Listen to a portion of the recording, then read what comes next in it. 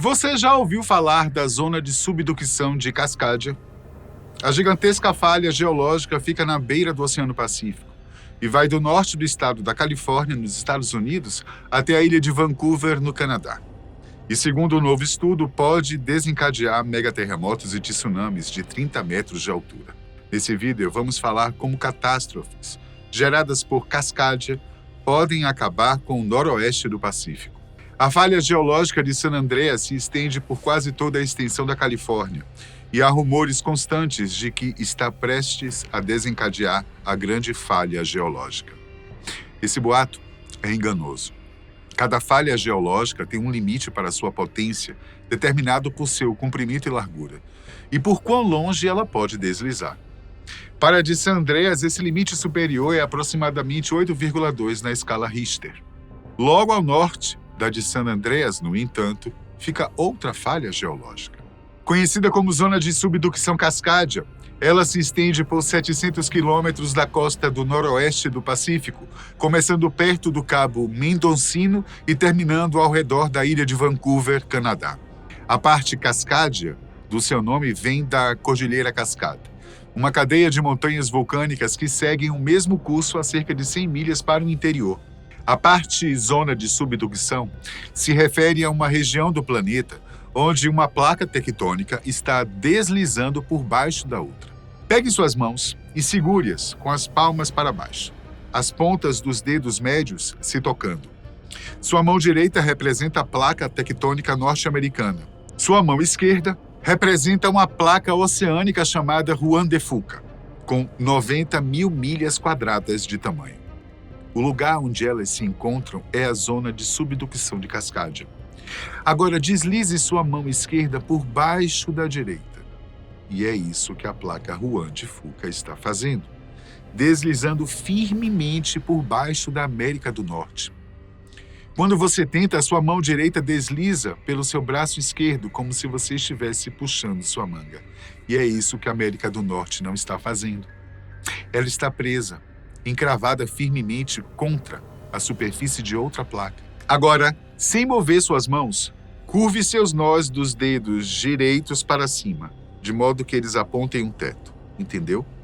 Sob pressão de Juan de Fuca, a borda presa da América do Norte está se projetando para cima e se comprimindo para o leste, uma taxa de, respectivamente, 3 a 4 milímetros e 30 a 40 milímetros por ano. Mas isso não pode acontecer indefinidamente. Há um obstáculo, Craton. Aquela antiga massa inabalável no centro do continente, e mais cedo ou mais tarde, a América do Norte se recuperará como uma mola. Se naquela ocasião apenas a parte sul da zona de subducção de Cascadia ceder, a magnitude do terremoto resultante será algo entre 8 e 8,6. Esse é o grande. Se toda a zona ceder de uma vez, a magnitude será algo entre 8,7 e 9,2, e esse é maior ainda. Quando o próximo terremoto muito grande acontecer, a borda noroeste do continente cairá e ricocheteará de 9 a 30 metros para o oeste.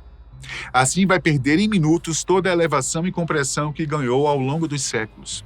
Parte dessa mudança ocorrerá sob o oceano, deslocando uma quantidade colossal de água do mar. A água subirá em uma enorme elevação e então entrará em colapso imediatamente. Um lado correrá para o oeste, em direção ao Japão. O outro lado correrá para o leste, em uma parede líquida de 1.126 quilômetros, que atingirá a costa noroeste em média 15 minutos após o início do terremoto. Quando o tremor cessar e o tsunami recuar, a região estará irreconhecível. Kenneth Murphy, que dirige a região X da Agência Federal de Gestão de Emergência dos Estados Unidos, a FEMA, diz: nossa suposição operacional é que tudo a oeste da Interestadual 5 será dizimado. No noroeste do Pacífico, a área de impacto cobrirá cerca de 140 mil milhas quadradas, a cerca de 7 milhões de pessoas.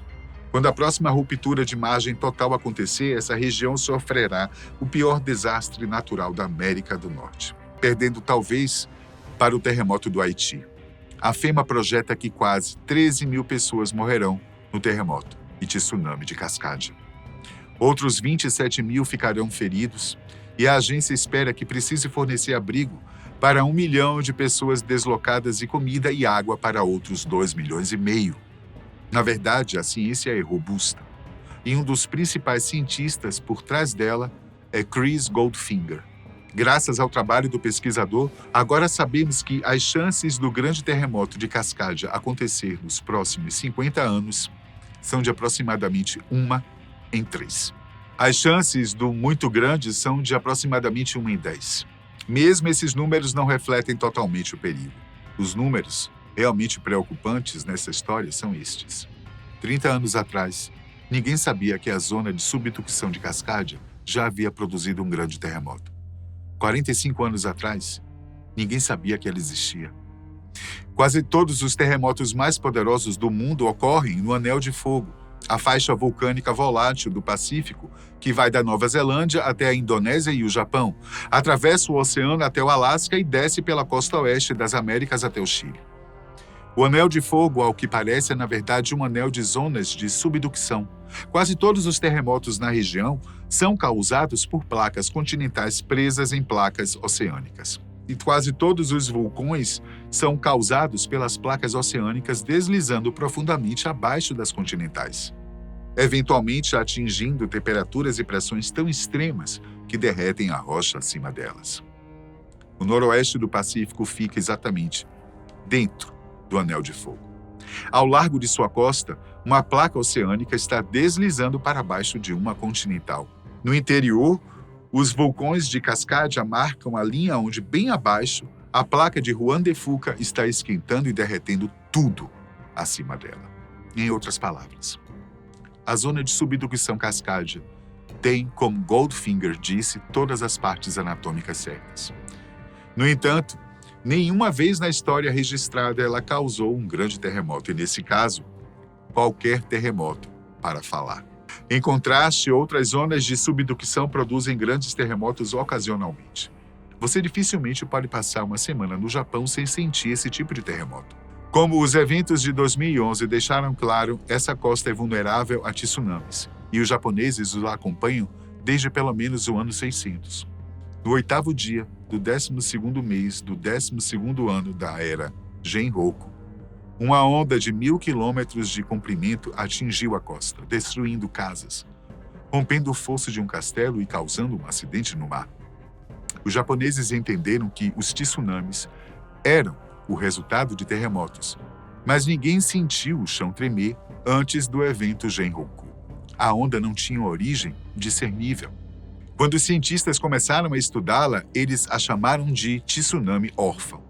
Finalmente, em um artigo de 1996 na Nature, um sismólogo chamado Kenji Satake e 3 colegas, com base no trabalho de Atwater e Yamaguchi, compararam esse órfão ao seu pai.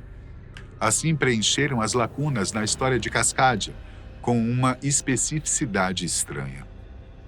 Aproximadamente às 9 horas da noite de 26 de janeiro de 1700, um terremoto de magnitude 9.0 atingiu o noroeste do Pacífico, causando um repentino afundamento de terra, afogando florestas costeiras, e no oceano, levantando uma onda com metade do comprimento de um continente.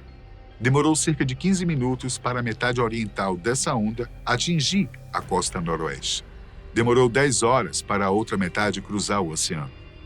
Chegou ao Japão em 27 de janeiro de 1700, pelo calendário local, o 8º dia do 12º mês do 12º ano de Genroku. Depois que os cientistas reconstruíram o terremoto de 1700, certos relatos anteriormente ignorados também passaram a aparecer pistas. Em um estudo de 2005, Ruth Ludwig coletou e analisou relatos de nativos americanos sobre terremotos e inundações de água salgada. Alguns desses relatos continham informações suficientes para estimar um intervalo de datas para os eventos que eles descreviam. Em média, o ponto médio desse intervalo era 1701. Agora sabemos que o noroeste do Pacífico sofreu 41 terremotos de zona de subducção nos últimos 10.000 anos. A quantidade média de tempo que decorre entre os terremotos é de 243 anos. Contando a partir do terremoto de 1700, Estamos agora 315 anos em um ciclo de 243 anos, ou seja, o terremoto está demorando bem mais que a média. O pesquisador Goldfinger diz que a lacuna entre o que sabemos e o que deveríamos fazer sobre isso está ficando cada vez maior. E a ação realmente precisa se voltar para a resposta. Caso contrário, seremos massacrados. O primeiro sinal de que o terremoto de Cascadia começou será uma onda compressiva, irradiando para fora da linha de falha. Ondas compressivas são ondas rápidas e de alta frequência, audíveis para cães e certos outros animais, mas sentidas por humanos apenas como um choque repentino.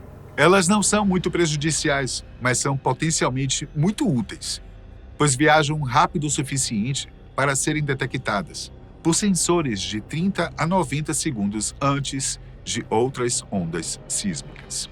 Isso é tempo suficiente para que os sistemas de alerta de terremotos desliguem ferrovias e usinas de energia, abram elevadores e portas de quartéis de bombeiros, alertem hospitais para interromper cirurgias e disparem alarmes para que o público em geral possa se proteger. Só há um problema. O noroeste do Pacífico não tem um sistema de alerta precoce. Quando o terremoto da Cascadia começar, haverá, em vez disso, uma cacofonia de cães latindo e um longo momento suspenso de confusão antes que as ondas de superfície cheguem. As ondas de superfície são ondas mais lentas, de frequência mais baixa, que movem o solo para cima e para baixo e de um lado para o outro. Logo depois que esse tremor começar, a rede elétrica falhará, provavelmente em todos os lugares a oeste da Cascades e possivelmente bem além. Se acontecer à noite, a catástrofe resultante se desenrolará na escuridão. Em teoria, aqueles que estiverem em casa quando acontecer devem estar mais seguros. É fácil e relativamente barato proteger sismicamente uma residência privada. Mas envoltos pela indiferença por ser um ambiente aparentemente benigno, a maioria das pessoas no noroeste do Pacífico não fez isso. Essa indiferença se quebrará instantaneamente, assim como tudo feito de vidro. Qualquer coisa dentro de casa desprotegida irá cambalear pelo chão ou cair. Geladeiras sairão das cozinhas, se desconectarão e tombarão. Aquecedores de água cairão. Destruirão as linhas de gás internas. Casas que não estiverem aparafusadas às fundações deslizarão. Ou melhor, permanecerão no lugar, obedecendo à inércia enquanto as fundações, junto com o resto do noroeste, sacudirão para o oeste. Em toda a região, outras estruturas maiores também começarão a falhar. Até 1974, o estado do Oregon não tinha código sísmico e poucos lugares no noroeste do Pacífico tinham um apropriado para um terremoto de magnitude 9 até 1994. A grande maioria dos edifícios na região foi construída antes disso. Yamadin, que dirige o Departamento de Geologia e Indústrias Minerais do Oregon, o DOGAMI, estima que 75% de todas as estruturas no estado não foram projetadas para suportar um grande terremoto de Cascadia. A FEMA calcula que, em toda a região, algo em torno de 1 milhão de edifícios ruirão ou serão comprometidos no terremoto, assim como metade de todas as pontes rodoviárias.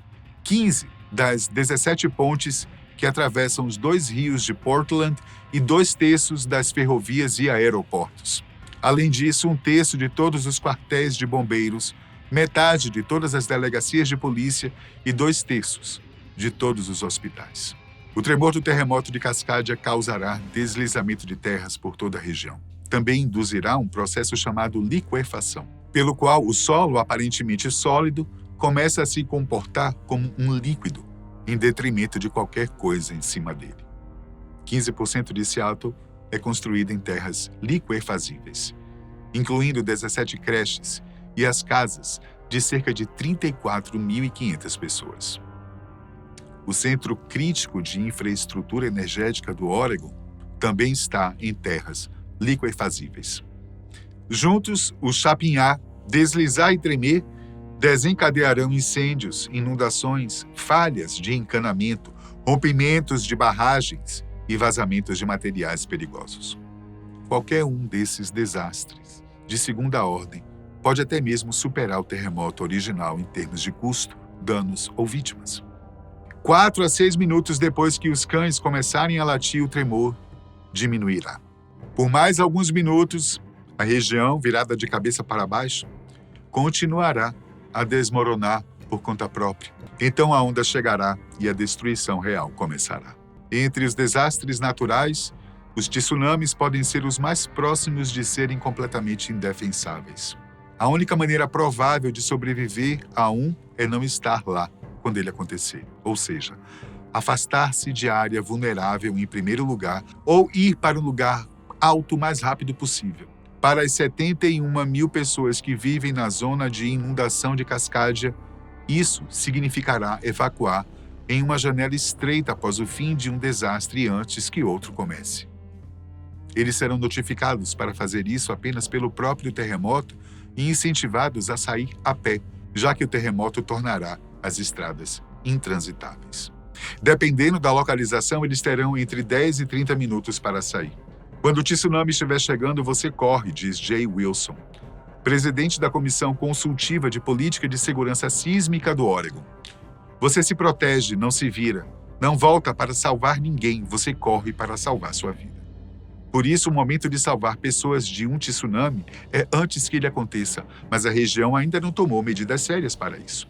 Hotéis e empresas não são obrigados a postar rotas de evacuação ou fornecer treinamento de evacuação aos funcionários. No Oregon, é ilegal desde 1995 construir hospitais, escolas, quartéis de bombeiros e delegacias de polícia na zona de inundação, mas aqueles que já estão lá podem ficar.